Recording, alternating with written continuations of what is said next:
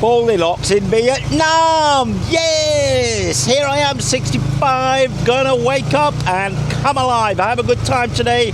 Enjoy my last full day on the motorbike here in Vietnam after 3 months. So what are we going to do today? I think we're going to go to the Independence Palace. That is the palace in 1975 where the North Vietnamese forces finally overcame the American puppet forces in the south and reunified the country forever. After that, we're going to go to the War Remnants Museum, and following that, if we get time, we may visit Chinatown too. So, do you know what we're going to do first? Yeah, that's right, banh mi. Right, so off we go, back into the traffic. Stay safe, guys, stay safe. We've got to find this banh mi place again. I know where it is, I've got GPS, no problemo. So here we are, banh mi's here, banh mi is coming.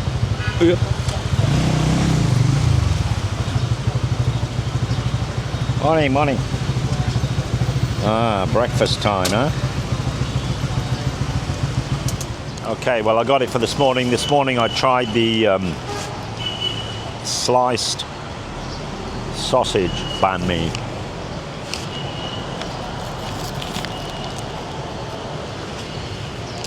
Yeah, it's kind of sweet almost, you know?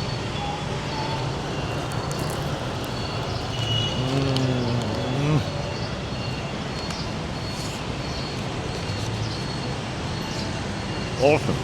A little bit of a change of plan. We're going to go to the War Remnants Museum because it opens a bit earlier than the Independence Palace. But of course the two are very closely connected, and it's all to do with who? Yes, the Americans and their military throwing their weight around the world, especially in the past here in Vietnam. Don't trust them again, Vietnam. I've got to get here somehow. Better not argue with a big bus.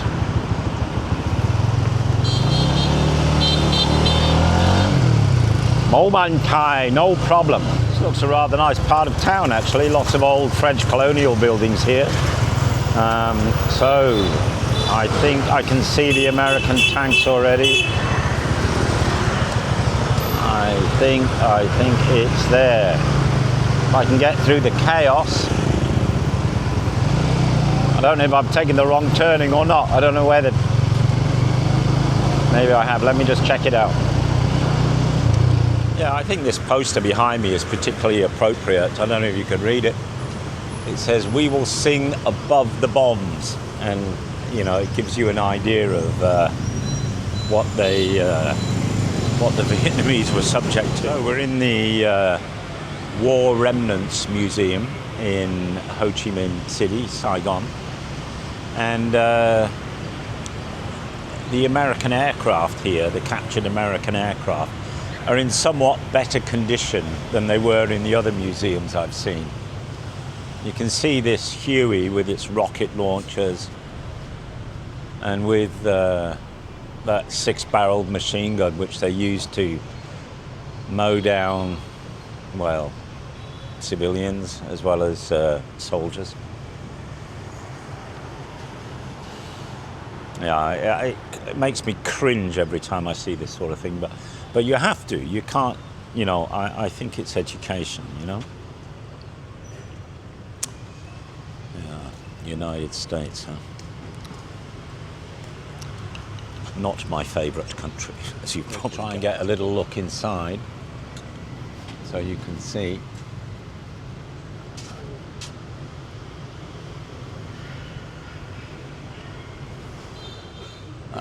Propeller plane is a Sky Raider, and they used to carry things like napalm as well as explosive bombs, you know. Chemical warfare, basically.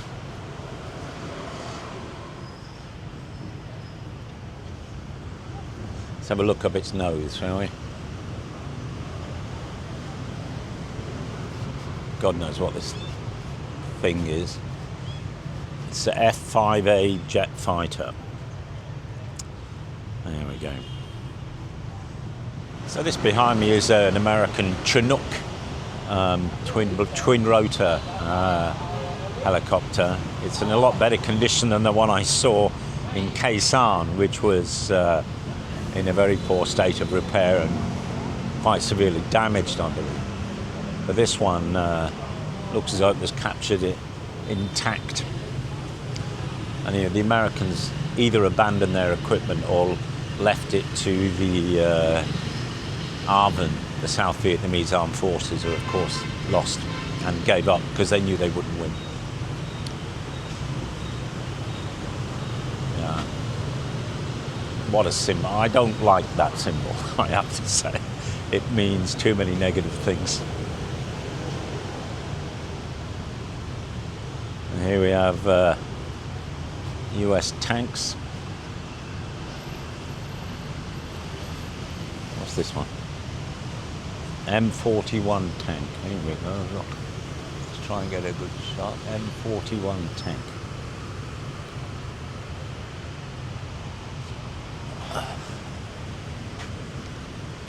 Bulldozers. Yeah, well, we know where they're being used these days, don't we? US Army, US Army, US Army. Oh God.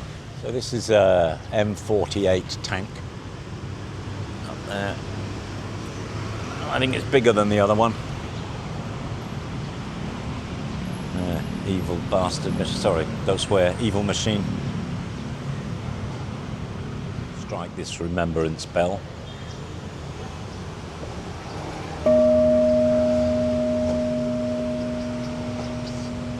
Yeah, to all those that lost their lives at the hands of you-know-who, Uncle Sam. This is the M107 artillery gun, so-called king of the battlefield, according to the label on it. Yeah, it's a huge thing. An evil monster, if you ask me. It did untold damage to Vietnam, and I think the Americans had 152 of these.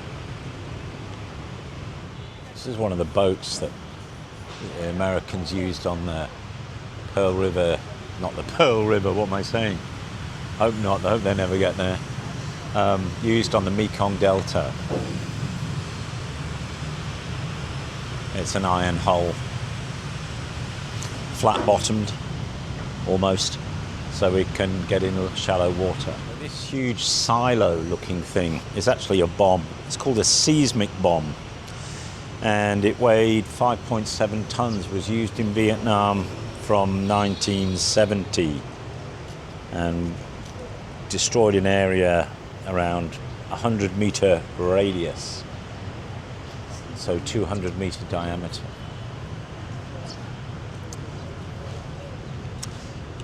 You know, whenever I visit places like this, and you know, I know 58,000 or whatever it was American soldiers lost their lives, which is tragic, but it's very, very small compared to Vietnamese civilian casualties, let alone military casualties.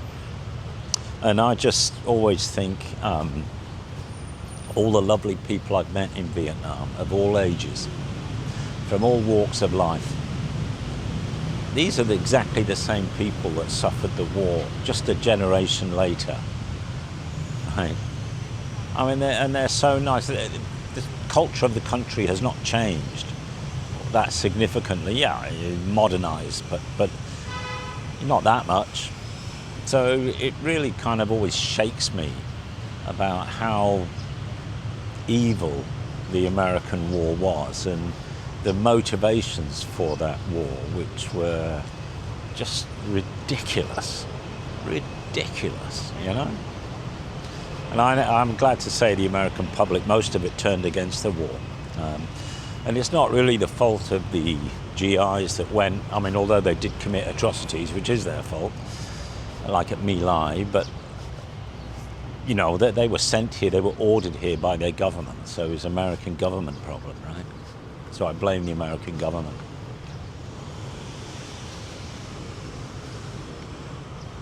Behind me is a rather notorious jail here in Saigon. Let's take a closer look. Prisoners were put in here. This was built by the French.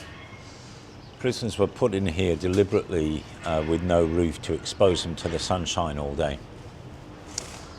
It's kind of torture.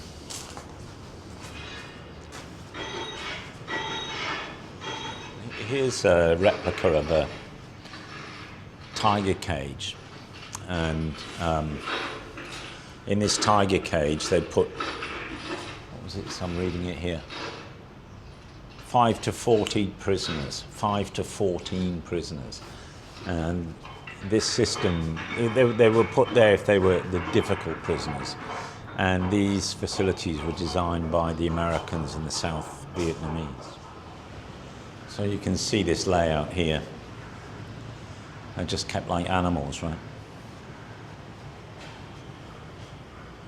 So behind me, you'll recognize that piece of equipment as a guillotine. And that was introduced into Vietnam by the French, but during the American War, the American puppet government, the South Vietnamese puppet government, still used it on prisoners. Right.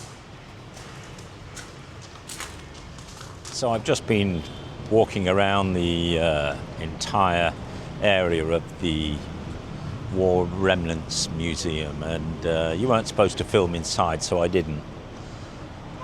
It's just too upsetting. I mean, what the American government, the American military did here is just beyond words. It really is. I don't even want to talk about it. It's too upsetting. So let's move on. Let's go to the Independence. Well, that was really quite distressing, that visit.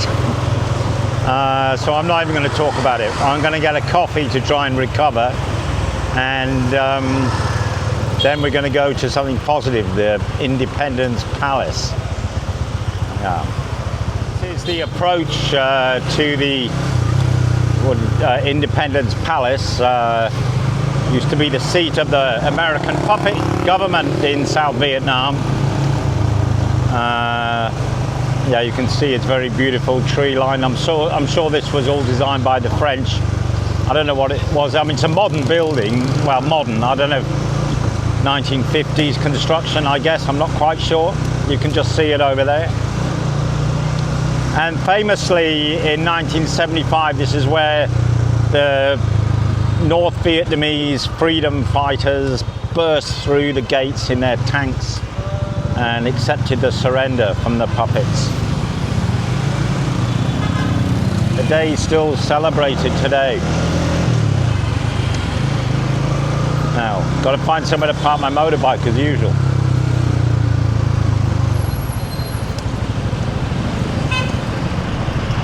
Yeah, these were the actual gates they smashed through. There's the palace over there. So here we are in the grounds of the Independence Palace, and those are the gates that the NVA, the Northern Liberation Army, crashed through in their tanks, famously recorded, and was on the TV news. And I believe over there are the actual tanks. Right, we'll just have a quick look, won't spend long on them. And there's the Independence Palace here.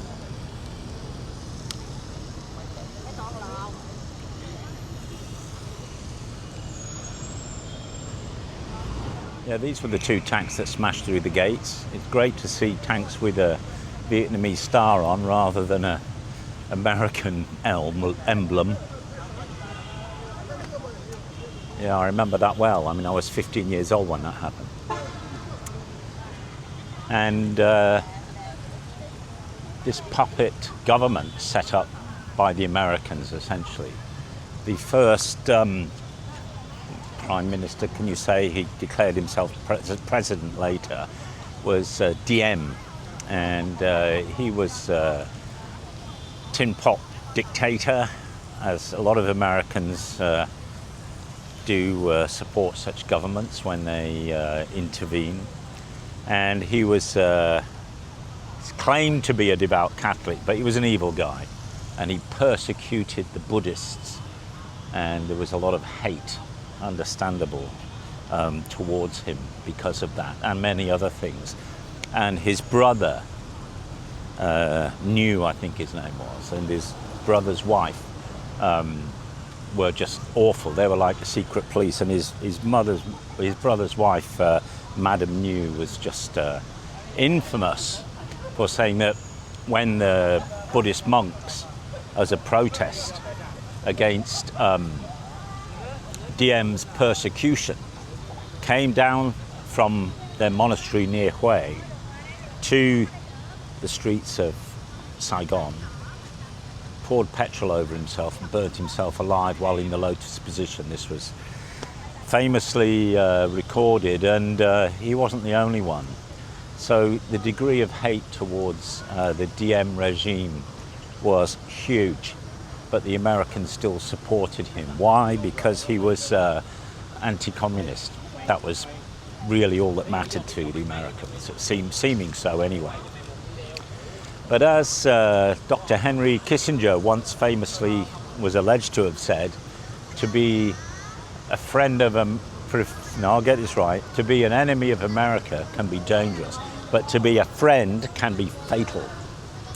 And indeed, Diem found that out, because with American approval, there was a coup and he was murdered. So, by his own people, which I guess was understandable to a degree. So that's a little bit of history. Won't go into it too much, but it's a bit of a, I don't know actually the construction date of this. It looks very kind of 1960s to me. Yeah. I think this is my fourth visit here, third or fourth visit. It looks the busiest as well. Before there was a lot less people. Now it's crowded with pretty young girls getting their photos taken. I haven't seen that before. I guess it's a sign of the times.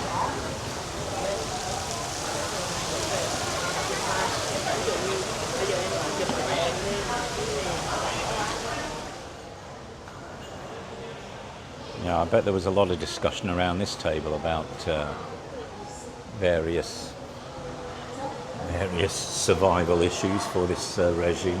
This would have been one of the reception rooms, or the main reception rooms for foreign dignitaries, mainly Americans, I guess, trying to support their war effort. So a good question is, why did North and South Vietnam ended up fighting each other? Well, it was really North Vietnam and America. The North backed by the Soviets and Chinese, and the Americans backed by the South. It basically, after the Second World War in 1945, Ho Chi Minh declared independence for Vietnam. And he went to the United States. Well, might not have physically gone there, but he appealed to them for their support for their independence. And actually he included some of the words from the American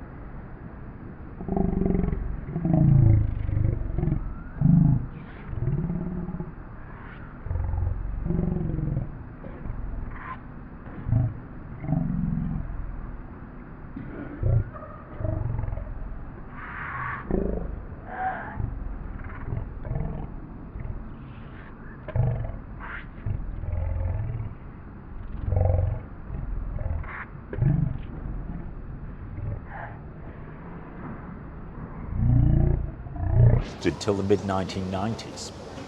So that created tremendous economic hardship and caused a lot of economic refugees and migrants to try and leave Vietnam. I think there was some retributions by the communist government against certain individuals in the South, but that was because they were seen as traitors, having collaborated with the Americans, and were silly enough to trust the Americans, as Afghans found later. When it didn't suit the Americans, they just abandoned them.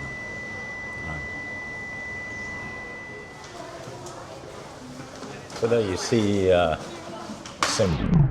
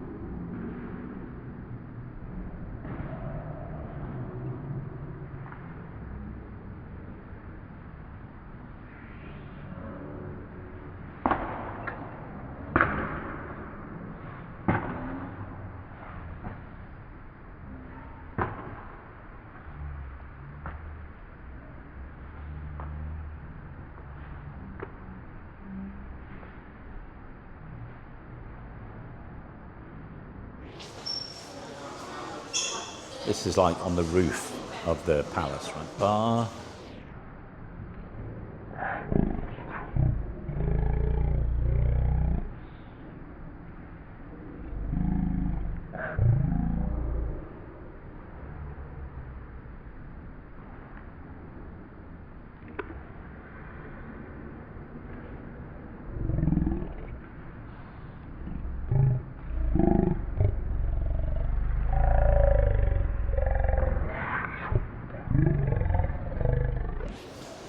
Right out on the roof now in the palace, and at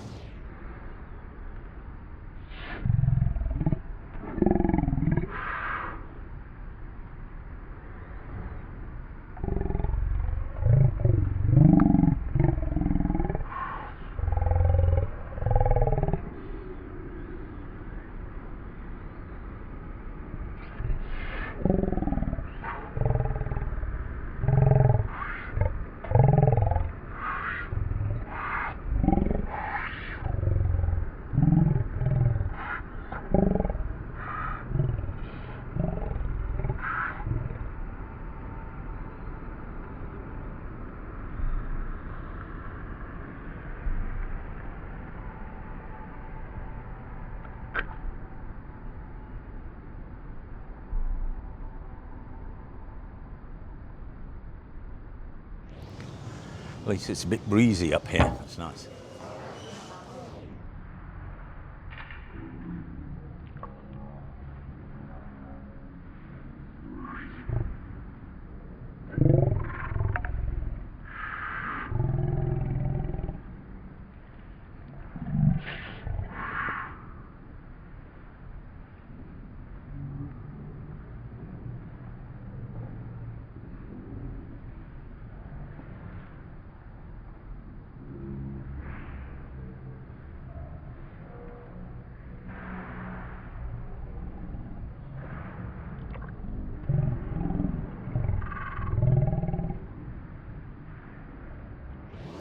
Hotline straight to Washington. So we're now going.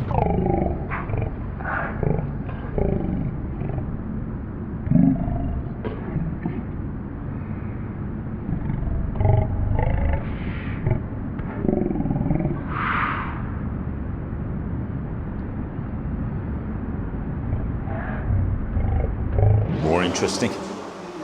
See.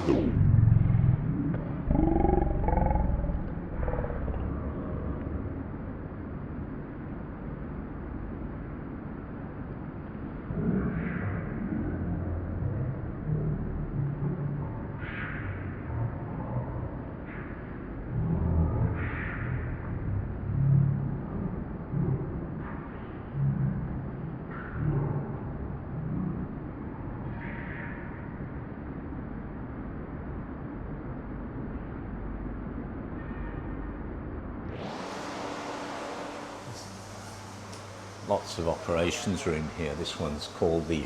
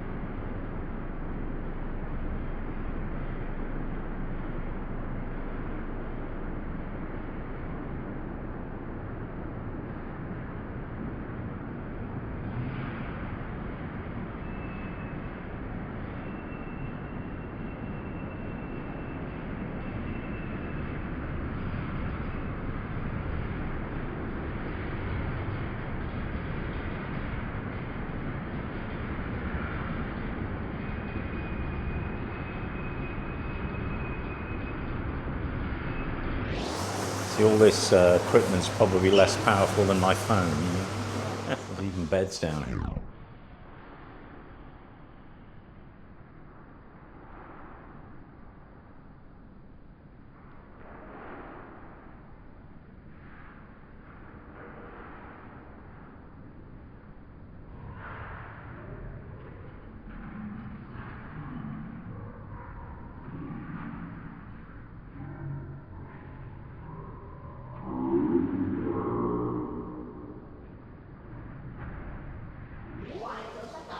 It's the president.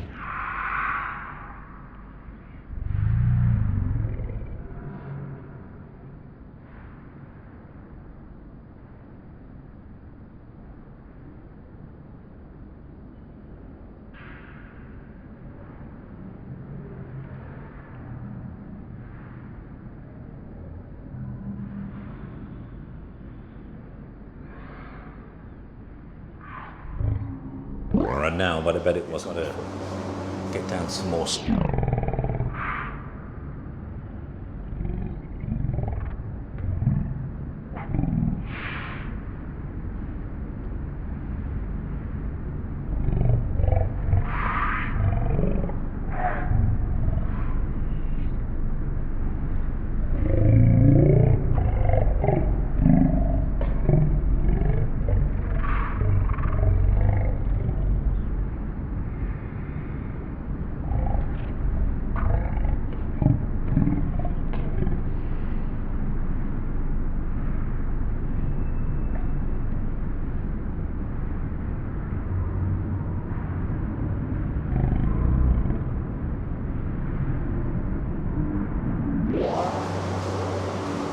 Like a whole.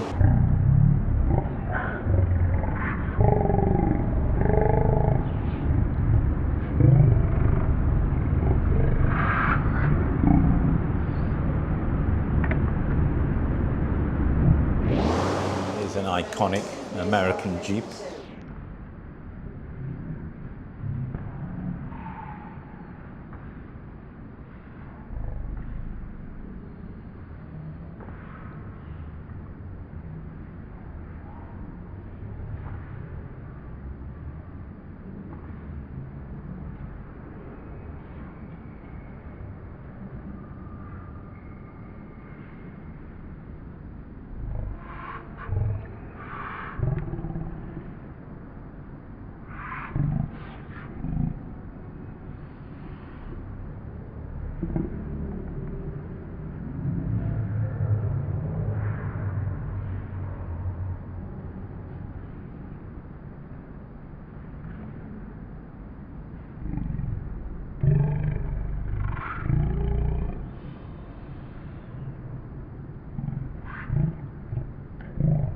Car or something.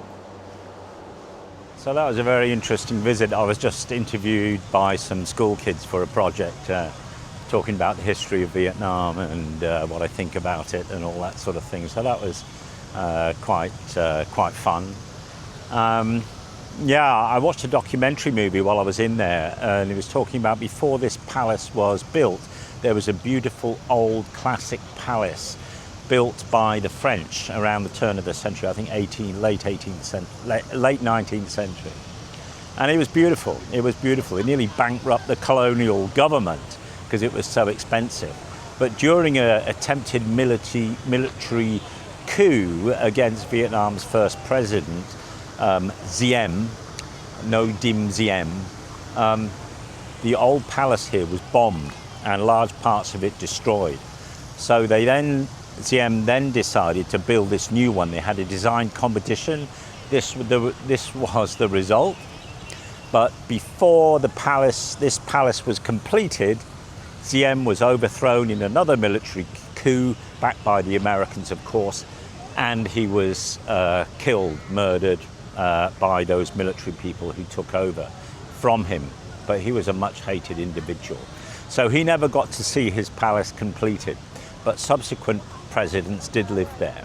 So I think I know what I'm going to do next. I'm going to check out the Chinatown, and I'm going to see if anyone can speak Cantonese there. I doubt it, but one way to find out. Now we're out of the Independence Palace, back on the bike, going to get a vegan lunch. Let's see what we find. Right. I can see it over there. The only problem is I've got to get across the road. Roots Base Cafe. How do you get across the road, huh? Come on, let me across, you buggers.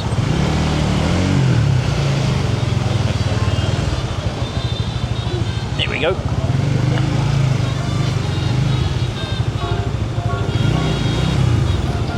I think wrong one.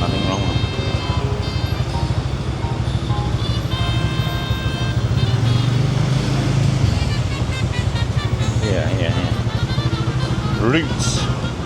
Here we are, one of those damn roundabouts again. How do you get through, huh? What are the rules? What is the question? Where are the answers? Right. I think I'm gonna go down that one.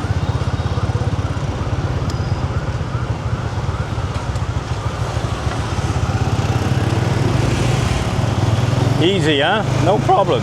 Trying to get to Chinatown. It's about 16 minutes away according to Google Maps.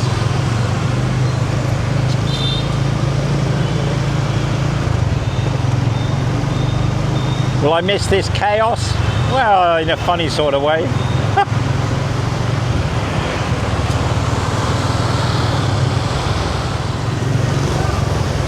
There's another, how do we get through this one, huh? I think they should ban roundabouts in Vietnam. They're too bloody dangerous, aren't they?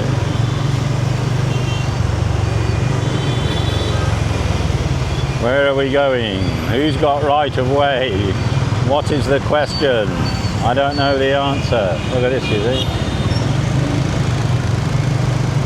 Just take it steady. Don't push. Don't do anything sudden, and it's fine. I think it looks a lot worse than it is. But if you try and drive like you do in the West, here, you're going to be in big problem. You've got to drive like a bit. We're now in Chinatown. Can't hear anyone speaking Chinese yet, but some like shop houses, I guess, which are quite typical of Chinatowns. The centre of Chinatown, I think this centre here. Right, looks bloody chaotic.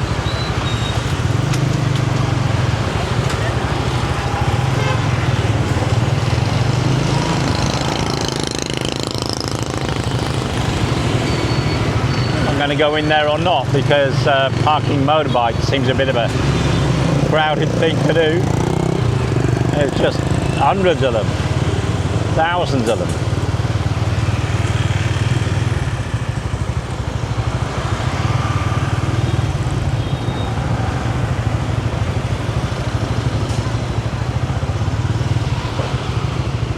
So that's it. Chinatown.